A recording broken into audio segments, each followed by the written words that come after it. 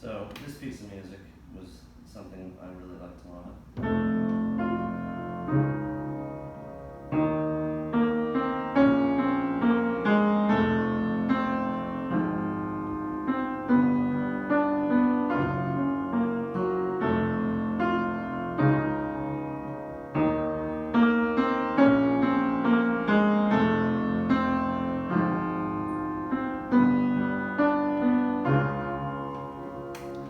So that song was the gift of this Rhodes, Fender Rhodes piano that I bought. It was one of the first things I wrote when I got that Fender Rhodes in my kitchen, and maybe a herbal jazz cigarette. I think I was high at the time it came to me. It was just one of those things where it was like, sounded so good. I was like, oh, this is really cool. But I hadn't figured out that line yet. I actually recorded a demo. I had my phone recording whatever I was playing, just kind of figuring something out. And then I got to that piece, right? And it was cool because I had that and I was like, I've got to develop that into something, right? It sounded so cool and symphonic.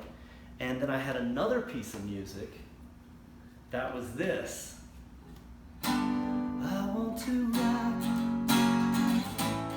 I want to roll, but you tell me to stop, no.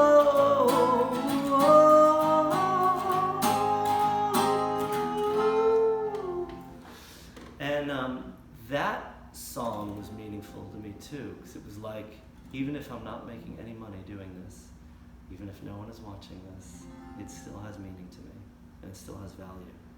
And the funny thing is that this song is like not in the same key as the other. This song is in 6/8. 1, 2, 3, 4, 5, 6. 1, 2, 3, 4, 5, 6. And the other song is much slower and in 4/4. 1 and 2 and 3. Da, da, da, da, da. Much slower and in a different time signature. But then I hit upon a way to combine the two. And so the recording that you hear, I was like, I'm going to start from nothing to an orchestra. And it was the most ambitious thing I've ever done, I think. The song, or the notes you hear in the beginning, are me. The audio was terrible on my phone, so I recreated the demo, which was me kind of finding the notes in the intro, and then it comes to that figure that I played on the piano, which is the slow 4/4. And then I was going to go, because I figured out how they would link on the F chord, I figured out if I went into the, I could go to the F in the verse. And then I thought, no, I'm going to start on the G, which, these are the most opposite chords you can get. They're the uh-oh dissonant thing that I said was in Pavlov's Dogs, to go back to the very first song on Alpha. And so I was like, all right, here's the challenge. I'm going to start with these two songs that are totally different, right? And then I'm going to weave them together. And it totally worked.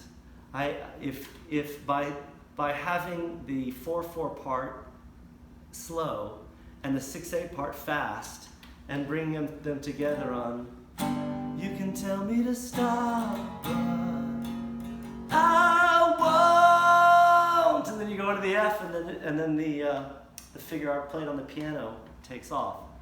And then the way to come back on the drums, starting off with a 6/8 over 4. And it all worked.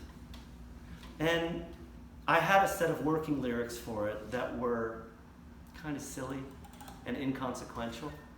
And then I began to think about this song being the very last song on Mother Lode, the last song on Omega, and how to sum up the entire project. And you know, the reason that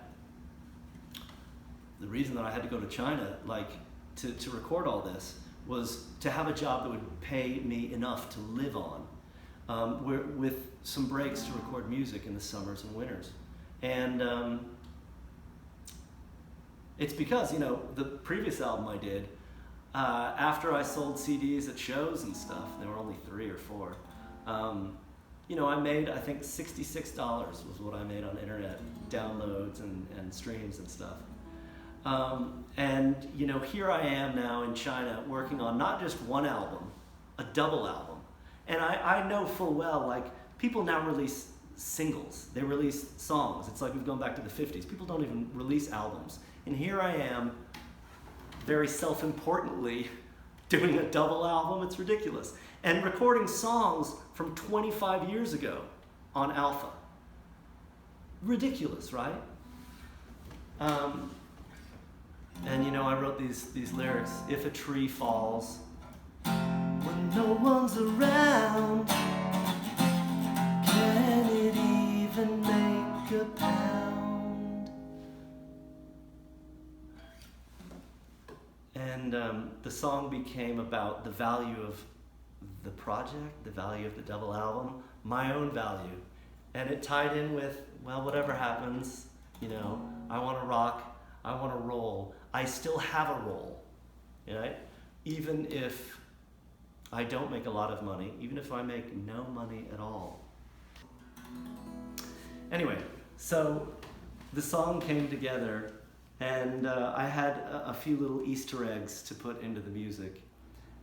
Thanks to my friend Griff, who was with me in India when I was writing the songs off of Alpha, some of them, who met my mother in Dallas, traveled across country to visit me in my childhood home, who spent the night in Josh's room after I found his body.